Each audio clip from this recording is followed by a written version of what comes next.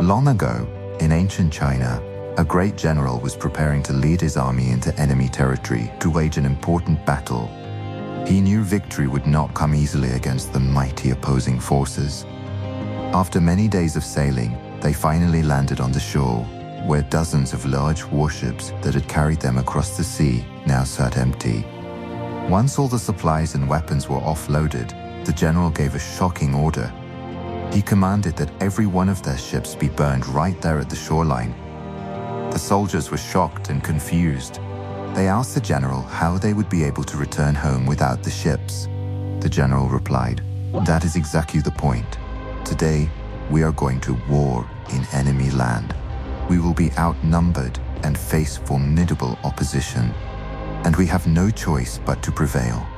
Without our ships, we cannot retreat, even if we wanted to. We must win this battle, or we will die trying.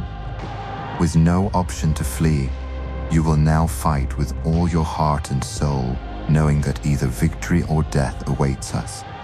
The soldiers stood in silence on the shore, watching flames engulf the last of the ships.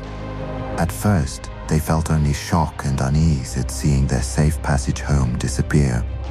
But as the fires blazed higher, a new emotion stirred within them, a primitive, ferocious resolve. The general's intent became clear.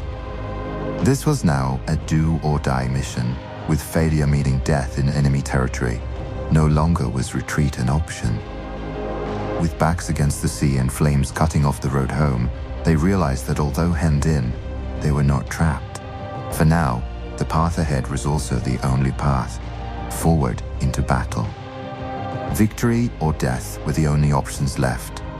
And so, with fear gone and destiny clear, the army marched with fiery determination. The general's gambit had worked. His soldiers now resolved to prevail at any cost. Their commitment was total, and victory would soon be theirs. In life, sometimes we find ourselves in important situations where there is no return and no retreat. You see, the general didn't burn the boats to prevent a way to retreat. He understood that there was no going back, and burning the boats was just to make that clear to those who had doubts. If we hold on to even the smallest bit of reserve, our mind becomes divided and pulls us in two directions.